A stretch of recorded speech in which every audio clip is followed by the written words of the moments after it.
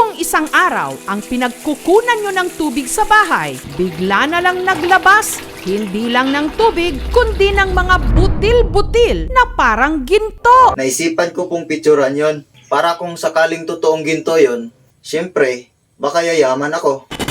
Tapos una ko pong naisip, ipadala ko kaya to sa Team GS para matulungan kami kung tunay ba ito na ginto. Tapos hindi ko pala napansin, sa rated key ko pala na-send yung message ko. Napakamot tuloy ako sa ulo ko.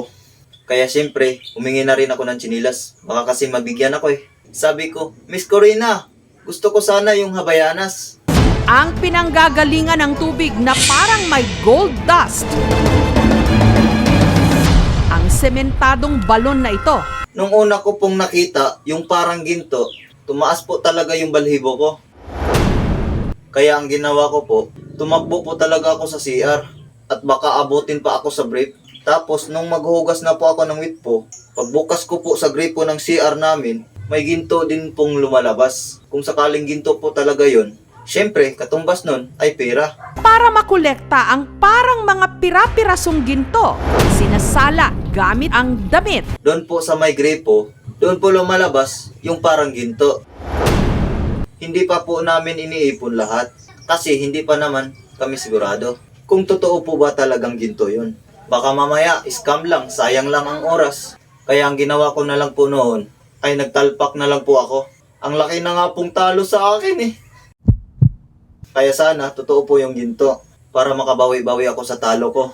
At dagdag puhunan ko na din po sa talpak. December 2020 nung nagpagawa sila ng sementadong balon sa likod ng kanilang bahay na tinatayang may lalim na 20 feet. Yung tubig po dito sa amin, sobrang hina po talaga.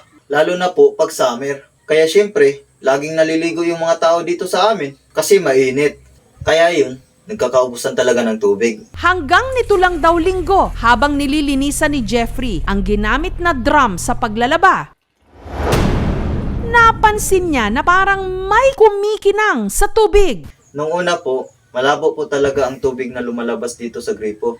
Tapos nung tinapon ko po yung tubig, pagbukas ko po doon sa gripo, may kumikinang po doon na parang ginto.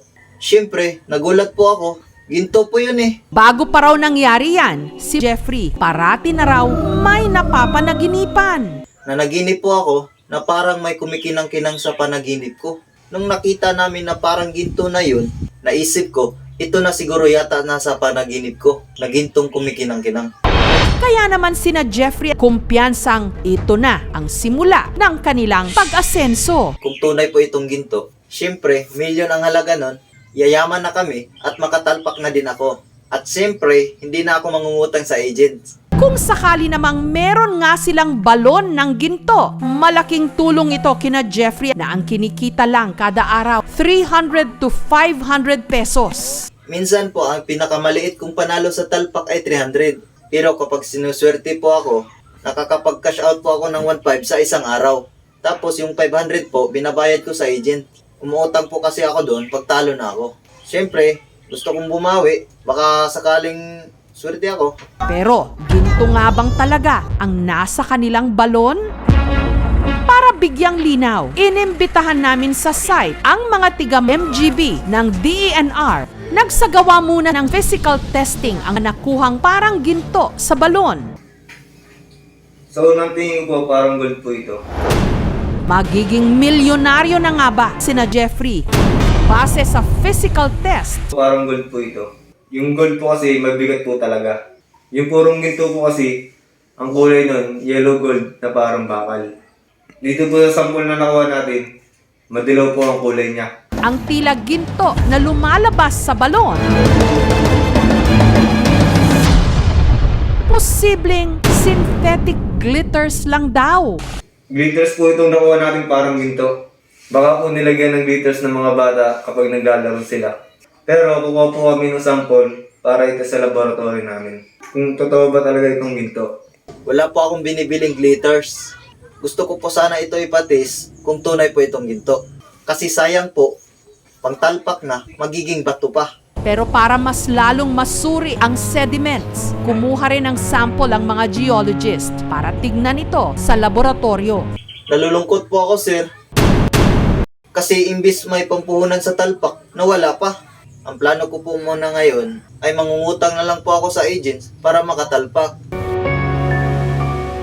Tunay ngang hindi lahat ng kumikinang ginto.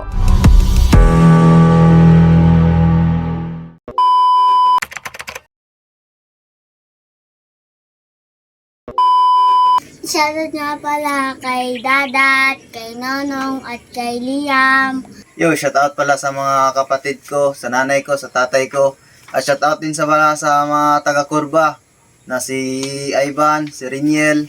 Shoutout din pala kay Boss Marsing, ng may-ari ng talungan dito sa Kurba. At shoutout din pala sa mga kaibigan ko na sa probinsya ngayon, na sila Jobert, si Julius, si Nobert. At shoutout din pala sa kaibigan ko na si Emerson Arsenal. Shoutout din sa mga tiyuhin ko na sa probinsya, sila Kuya Bando, tsaka si Kuya Lito. At shoutout din pala sa taga-Kurba, si Boss Obi. Shoutout din kay Boss Cap. Shoutout din kay Boss Mer. Shoutout din kay Boss JR. Shoutout din kay Boss Soy. Shoutout din pala sa kay Oliver. Pare, magpapagaling ka palagi. At shoutout din pala kay sa aming editor na si Jello. Shoutout din pala sa mga magsuswimming. At shoutout din pala sa mga taga Kurba Rockers. Salamat sa pagkasuporta sa akin sa aming YouTube channel din. At shoutout sa mga kaibigan ko nasa Masbate ngayon. Shoutout kay Totoy Hans. Pare, pagdating ng swimming natin, ibigay nyo lahat ang mga lakas nyo para ma-enjoy kayo. Ngayong pagdating ng swimming, lahat-lahatan na tayo, dapat ilibre nyo na lang ako. I-shoutout din pala sa taga-Kurba Rockers. Lahat na taga-Kurba ay nakasama na sa shoutout ko. Shoutout kay Totoy Hans. Sana ay pagdating ng babae ay tapat ka na ay palagi kang mahalin ka din. Wag mo na, kung mamahalin ka nga, wag mo na pakawalan. Shoutout po pala sa tropa ko dati, 2 tropa ko na si Jason, si Emerson, at saka si Michael.